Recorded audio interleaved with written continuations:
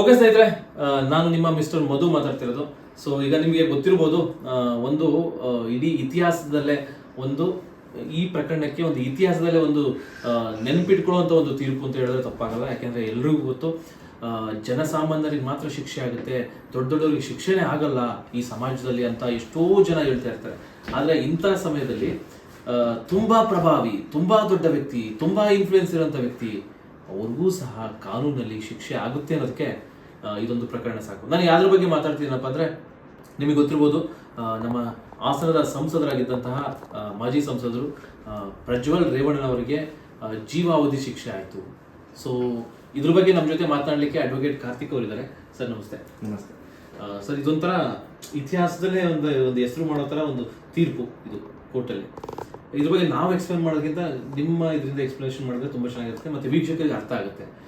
ಈಗ ಅವರಿಗೆ ಒಂದು ಜೀವಾವಧಿ ಶಿಕ್ಷೆ ಅಂತ ಏನೋ ಪ್ರಕಟ ಆಯಿತು. ಸೊ ಅಂದರೆ ಯಾವ ಥರ ಇರುತ್ತೆ ಸರ್? ಅದು ಎಷ್ಟು ವರ್ಷ ಶಿಕ್ಷೆ ಆಗ್ಬೋದು? ಈಗ 14 ಇಯರ್ಸ್ ಯಾವ ಥರ ಅದು? ಇಲ್ಲ 14 ಇಯರ್ಸ್ ಅಲ್ಲ, ಈಗಾಗಲೇ ಜಡ್ಜ್ಮೆಂಟ್ ಹೊರ ಬಂದಿದೆ. ನಾನು ಡೇ 1 ನಿಮ್ಮ ಮೀಡಿಯಾಗಳಲ್ಲೇ ನಾನು ಫಾಲೋ ಅಪ್ ಮಾಡ್ತಾ ಇದ್ದೀನಿ. ಸೊ ಈಗ ಜೀವಾವಧಿ ಶಿಕ್ಷೆ ಮಾನ್ಯ ಸತ್ರ ನ್ಯಾಯಾಲಯ ಕೊಟ್ಟಿದೆ. ಅಂದರೆ ಜೀವ ಇರೋವರೆಗೂ ಅವರು ಜೈಲಲ್ಲೇ ಇರಬೇಕು ಅಂತ ಒಂದು ಜಡ್ಜ್ಮೆಂಟ್ ಹೊರ ಹಾಕಿದೆ. ಅವರು ಈ ಒಂದು ಪ್ರಕರಣದಲ್ಲಿ ಏನಿದೆ, ರೇಪ್ ಕೇಸ್ ಏನು ಅವ್ರ ಮೇಲೆ ಹಾಕಿದ್ರು ಅದು ಪ್ರೂವ್ ಆಗಿದೆ ಅಂತ ಹೇಳಿಬಿಟ್ಟು ಮಾನ್ಯ ಸತ್ರ ನ್ಯಾಯಾಲಯ ಜೀವ ಇರೋವರೆಗೂ ಇವರು ಜೈಲಲ್ಲೇ ಇರಬೇಕು ಅಂತ ಹೇಳಿಬಿಟ್ಟು ಒಂದು ಜಡ್ಜ್ಮೆಂಟ್ ಹೊರ ಹಾಕಿದೆ. ಸರ್ ಇದರಲ್ಲಿ ಇನ್ನೊಂದು ವಿಶೇಷ ಅಂತಂದರೆ, ಯಾವುದೇ ಒಂದು ಕ್ರಿಮಿನಲ್ ಮೊಕದ್ದಮೆ ಆಗ್ಬೋದು, ಏನೇ ಒಂದು ಇದಾಗ್ಬೋದು, ಆಲ್ಮೋಸ್ಟ್ ಒಂದು 5-6 ವರ್ಷ, 4 ವರ್ಷ, ಅಟ್ಲೀಸ್ಟ್ ಒಂದು 3-4 ವರ್ಷ ಆಗುತ್ತೆ. ಇದು ಆದಷ್ಟು ಬೇಗನೆ ಆಯಿತು. ಆಲ್ಮೋಸ್ಟ್ ಒಂದು 7ರಿಂದ 1 ವರ್ಷದೊಳಗಡೆ ತೀರ್ಪು ಬಂತು. ಹೇಗೆ ಸರ್, ಯಾವ ರೀತಿ ಟ್ರಯಲ್ಸ್ ಎಲ್ಲ ಆಗಿರ್ಬೋದು? ಅಂದರೆ ಯಾವುದೇ ಒಂದು ರೇಪ್ ಕೇಸ್ ನೀವು ತಗೊಂಡ್ರೆ ಅದು ಆದಷ್ಟು ಬೇಗ speedy disposal of the trial ಮಾಡಬೇಕಂತ ಹೇಳ್ಬಿಟ್ಟು ಮಾನ್ಯ ಹೈಕೋರ್ಟ್ಗಳು ಹಾಗೂ ಸುಪ್ರೀಂ ಕೋರ್ಟ್ ಹೇಳುತ್ತೆ. ಮತ್ತು CRPCಯಲ್ಲೂ ಅದ್ರ ರಿಗಾರ್ಡಿಂಗ್ ಪ್ರಾವಿಷನ್ಸ್ ಇದೆ. ಬಟ್ ಈ ಕೇಸಲ್ಲಿ ಸ್ವಲ್ಪ ಬೇಗನೆ ಆಗಿದೆ, ಅದು ಸಂತೋಷ. We welcome the judgment whatever the lower court has given. But ಇದೇ ಥರ ಬೇರೆ ಎಲ್ಲ ಕೇಸ್ಗಳಲ್ಲೂ ಅದು ಆಗಬೇಕಾಗಿದೆ. ಇದು ಒಂದೇ ಕೇಸ್ ಅಂತ ಅಲ್ಲ. ಮತ್ತು ನೋಡಿ, ನಮ್ಮದು ಹಲವಾರು ಕೇಸ್ಗಳಿದೆ. ಅದು 2 ವರ್ಷ 3 ವರ್ಷ ಆಗಿದೆ ಮರ್ಡರ್ ಕೇಸ್ಗಳು. ಅದರಲ್ಲಿ ಇನ್ನೂ ಚಾರ್ಜ್ ಆಗಿ ಯಾವುದೇ ರೀತಿ ಎವಿಡೆನ್ಸ್ ಸ್ಟಾರ್ಟ್ ಆಗೇ ಇಲ್ಲ. ಸೊ ಆ ಕೇಸ್ಗಳಲ್ಲೂ ಇದೇ ರೀತಿ ಪರ್ಸನಲ್ ಇಂಟ್ರೆಸ್ಟ್ ತಗೊಂಡು ಮಾಡಬೇಕಾಗಿ ಬರುತ್ತೆ. So it's a very beautiful judgement whatever the sessions court has given. ಸೊ ಇದು ನಮ್ಮ ಸಾರ್ವಜನಿಕ ಹಿತಾಸಕ್ತಿ ದೃಷ್ಟಿಯಿಂದ ನೋಡೋದಾದರೆ ಇದೊಂದು ಭಾಳ ಬ್ಯೂಟಿಫುಲ್ ಆದಂಥ ಜಡ್ಜ್ಮೆಂಟು, ನ್ಯಾಯ ಸಿಕ್ಕಿದೆ ಅಂತ ಎಲ್ಲರೂ ಹೇಳ್ತಾ ಇದ್ದಾರೆ. ಸೊ ಹಂಗೆ ನಾನೇ ಆ್ಯಸ್ ಎ ಲೇ ಮ್ಯಾನ್ ನೋಡೋದಾದರೆ, without seeing it in the perspective of a law man, ಒಬ್ಬ ಲೇ ಮ್ಯಾನ್ ಆಗಿ ಸಾರ್ವಜನಿಕನಾಗಿ ನಾನು ನೋಡಬೇಕಾದ್ರೆ ಇದು ಒಂದು ವೆರಿ ಬ್ಯೂಟಿಫುಲ್ ಆದ ಜಡ್ಜ್ಮೆಂಟು. ಏನು ತಪ್ಪು ಮಾಡಿದ್ದಾರೆ ಅವರು, ಅದಕ್ಕೆ ನ್ಯಾಯಾಲಯ ಶಿಕ್ಷೆ ಕೊಟ್ಟಿದೆ ಅಂತ ತಾವೆಲ್ಲರೂ ಅಂದ್ಕೊಂಡಿದ್ದೀರ. ಅಂದರೆ ಇವಾಗ ಸರಿಯಾದ ಸಾಕ್ಷಿ ಇದ್ದರೆ ಯಾವುದೇ ಪ್ರಕರಣ ಆಗ್ಬೋದು, ಸರಿಯಾದ ಸಾಕ್ಷಿ, ಸರಿಯಾದ ವಿಡಿಯೋ ಸಾಕ್ಷಿ ಆಗ್ಬೋದು, ಅಥವಾ ಒಂದು ಏನು ನಿಮಗೆ ಕಾನೂನಿಗೆ ಬೇಕಾದಂತಹ ಏನು ಸಾಕ್ಷಿ ಕೇಳುತ್ತೋ ಅದು ಸರಿಯಾದ ಸಾಕ್ಷಿ ಇದ್ದರೆ ಯಾವ ದೊಡ್ಡ ಪ್ರಭಾವಿ ಅದು ತಪ್ಪಿಸ್ಕೊಳ್ಳೋಕ್ಕಾಗಲ್ಲ ಅಂತ ಹೇಳ್ತೀರಾ? ಅಂದರೆ ತಪ್ಪಿಸ್ಕೊಳ್ಳೋಕ್ಕಾಗಲ್ಲ, ಅದು ಒಂದು. ಅದು ನೀವು ಹೇಳ್ತಾ ಇದ್ದೀರಾ.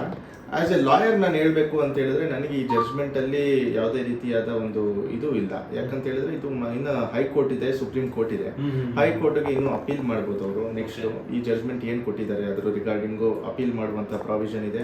ಮತ್ತು ಸಸ್ಪೆನ್ಷನ್ ಆಫ್ ಸೆಂಟೆನ್ಸ್ ಜನಪ್ರತಿನಿಧಿಗಳ ವಿಶೇಷ ನ್ಯಾಯಾಲಯದಲ್ಲಿ ಈ ತೀರ್ಪು ಬಂದಿದೆ. ಈ ತೀರ್ಪಿನ ಜಡ್ಜ್ಮೆಂಟ್ ಕಾಪಿಯನ್ನು ಇಟ್ಕೊಂಡು ಮಾನ್ಯ ಹೈಕೋರ್ಟ್ ಆಫ್ ಕರ್ನಾಟಕಗೆ ಅವರು 374 ಅಂಡರಲ್ಲಿ ಅಪೀಲ್ ಹಾಕ್ಬೋದು. ಆ ಅಪೀಲಿನ ಪ್ರಕಾರ ಆ ಅಪೀಲ್ ಇನ್ನೂ ಸಸ್ಟೈನ್ ಆಗುತ್ತೆ. ಅದು ಪೆಂಡಿಂಗ್ ಇರುವಾಗಲೇ ಸಸ್ಪೆನ್ಷನ್ ಆಫ್ ಸೆಂಟೆನ್ಸ್ ಅಂತ ಬರ್ತದೆ, 389 ಸೆಕ್ಷನ್ ಬರುತ್ತೆ.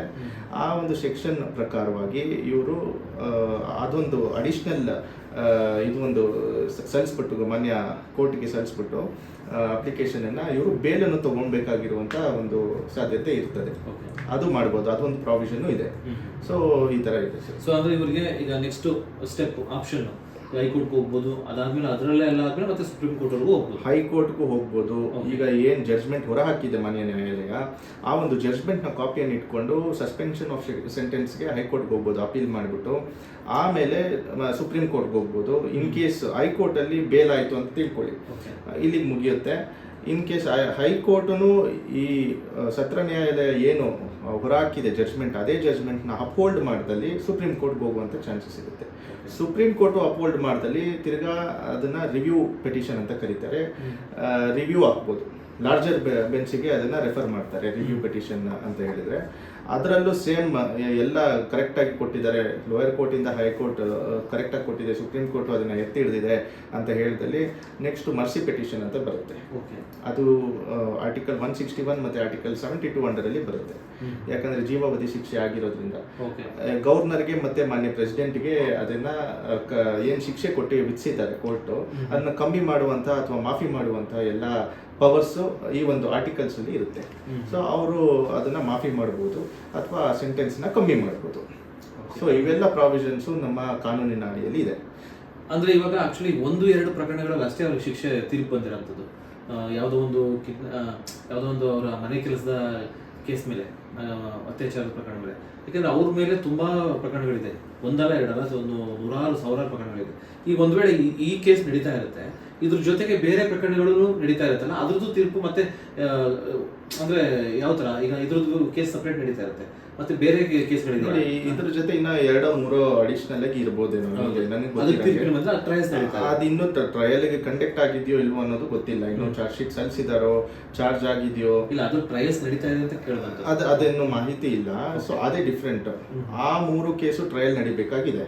ಅದನ್ನ ಬಿಟ್ಟು ಈ ಒಂದೇ ಒಂದು ಕೇಸಲ್ಲಿ ಏನಾಗಿದೆ, ಮಾನ್ಯ ನ್ಯಾಯಾಲಯ ಜಡ್ಜ್ಮೆಂಟ್ ಅನ್ನು ಹೊರ ಹಾಕಿದೆ. ಈ ಜಡ್ಜ್ಮೆಂಟ್ ಅಲ್ಲಿ ಲೈಫ್ ಟೈಮ್ ಇಂಪ್ರಿಸನ್ಮೆಂಟ್ ಅನ್ನು ಕೊಟ್ಟಿದೆ. ಈಗ ಅವ್ರಿಗೆ ಪ್ರಜ್ವಲ್ ಅವ್ರಿಗೆ ಇರುವಂತಹ ಆಪ್ಷನ್ಸ್ ಏನಪ್ಪಾ ಅಂತ ಹೇಳಿದ್ರೆ, ಹೈಕೋರ್ಟ್ಗೆ ಅಪೀಲ್ ಮಾಡುವಂತಹ ಆಪ್ಷನ್ಸ್ ಇರುತ್ತೆ. ಸೆಂಟೆನ್ಸ್ ಏನು ಕೊಟ್ಟಿದೆ ಅದನ್ನ ಕಮ್ಮಿ ಮಾಡುವಂತಹ ಒಂದು ಪ್ರಾವಿಷನ್ ಇದೆ. ಸಸ್ಪೆನ್ಷನ್ ಆಫ್ ಸೆಂಟೆನ್ಸ್ ಅಂತ ಕರಿತೀವಿ, ಅದು ಮಾಡ್ಬೋದು. ಮತ್ತೆ ಇನ್ನೊಂದು ಏನಪ್ಪಾ ಅಂತ ಹೇಳಿದ್ರೆ, ಈ ಕೇಸಲ್ಲಿ ಈ ಜಡ್ಜ್ಮೆಂಟ್ ಏನು ಕೊಟ್ಟಿದ್ದಾರಲ್ಲ, ಇದು ಕಾನೂನಿನ ಅಡಿಯಲ್ಲಿ ನೋಡ್ಬೇಕಂತ ಹೇಳಿದ್ರೆ only on the basis of sole basis of the statement given by the victim lady ಏನಿದ್ದಾರೆ, ಆ ಒಂದು ಸ್ಟೇಟ್ಮೆಂಟ್ ಮೇಲೆ ಈ ಒಂದು ಕನ್ವಿಕ್ಷನ್ ಮಾಡಿದ್ದಾರೆ. ಬೇರೆ ಯಾವುದೇ ರೀತಿಯಾದ ಡಿಫೆನ್ಸ್ ಏನೇನು ಅವ್ರು ಕೊಟ್ಟಿದ್ದಾರೆ, ಆ ಡಿಫೆನ್ಸನ್ನ ಅವರು ಸರಿಯಾಗಿ ಪರಿಗಣನೆ ಮಾಡಿಲ್ಲ ಅಂತ ನನಗೆ ಬಂದಿರೋ ಮಾಹಿತಿ. ಓಕೆ. ಸೊ ಅಂದ್ರೆ ಈಗ ನೆಕ್ಸ್ಟ್ ನೀವು ಹೈಕೋರ್ಟ್ಗೆ ಹೋದಾಗ ಜಸ್ಟ್ ಶಿಕ್ಷೆ ಪ್ರಮಾಣ ಮಾತ್ರ ಕಡಿಮೆ ಮಾಡ್ಬೋದು, ಅಥವಾ ಡಿಫೆನ್ಸ್ ಮಾಡಿ ಏನು ತಪ್ಪಿತಸ್ಥ ಅಂತಿದ್ರು ಅದನ್ನು ತೆರವು ಮಾಡ್ಬೋದು? ಇಲ್ಲ, ಈಗ ಇವರು ಡಿಫೆನ್ಸ್ ಹೇಳಿರ್ತಾರೆ, ಏನೇನು ಇವ್ರ ಕಡೆಯಿಂದ ಡಿಫೆನ್ಸ್ ಇರುತ್ತೆ, ಪ್ರಜ್ವಲ್ ಅವ್ರ ಕಡೆಯಿಂದ ಹೇಳಿರ್ತಾರೆ ಏನೇನು ಡಿಫೆನ್ಸ್ ಇದೆ. ಡಿಲೇ ಇನ್ ಲಾಡ್ಜಿಂಗ್ FIR, ಯಾಕೆ ಎಷ್ಟು ದಿನ ಆಯಿತು FIR, ಯಾಕೆ 4 ವರ್ಷಗಳ ಕಾಲ ಡಿಲೇ ಆಗಿದೆ, ಏನಕ್ಕೆ ಅಷ್ಟು ವರ್ಷಗಳ ಕಾಲ ಏನು ಮಾಡ್ತಾ ಇದ್ರಿ ನೀವು, ಅದೊಂದು ಮೇನ್ ಡಿಫೆನ್ಸ್ ಆಗುತ್ತೆ. ಮತ್ತೆ ಇವರೇ ತಾನಾಗ್ತಾನೆ ಇವ್ರು ಬಂದು ಕಂಪ್ಲೇಂಟನ್ನು ಕೊಟ್ಟಿಲ್ಲ. ಈ ಕಂಪ್ಲೇಂಟು ಆ ವಿಡಿಯೋಗಳು ಹೊರ ಬಂದ ಮೇಲೆ ಕಂಪ್ಲೇಂಟನ್ನು ಕೊಟ್ಟಿದ್ದಾರೆ. ಇದು ಒಂದು ಮೇನ್ ಡಿಫೆನ್ಸ್ ಆಗುತ್ತೆ. ಇಷ್ಟು ವರ್ಷಗಳ ಕಾಲ ಏನಕ್ಕೆ ಇವರು ಕಂಪ್ಲೇಂಟ್ ಕೊಟ್ಟಿಲ್ಲ, ಮತ್ತೆ ಆ ಒಂದು ವಿಡಿಯೋಗಳಲ್ಲಿ ಏನಿದೆ ಅದರಲ್ಲಿ ಸೆಕ್ಷನ್ 376 ಏನಪ್ಪ ಹೇಳುತ್ತೆ ಅಂತ ಹೇಳಿದ್ರೆ, unconsensual sexual act or sexual intercourse ಬಗ್ಗೆ ಮಾತಾಡುತ್ತೆ. ಆ ವಿಡಿಯೋಗಳಲ್ಲೇ ನೋಡೋದಾದ್ರೆ ಇಟ್ಸ್ ಆಲ್ ಕನ್ಸೆನ್ಷಿಯಲ್ ತರ ನಮಗೆ ಕಾಣಿಸುತ್ತೆ. This is point number 1.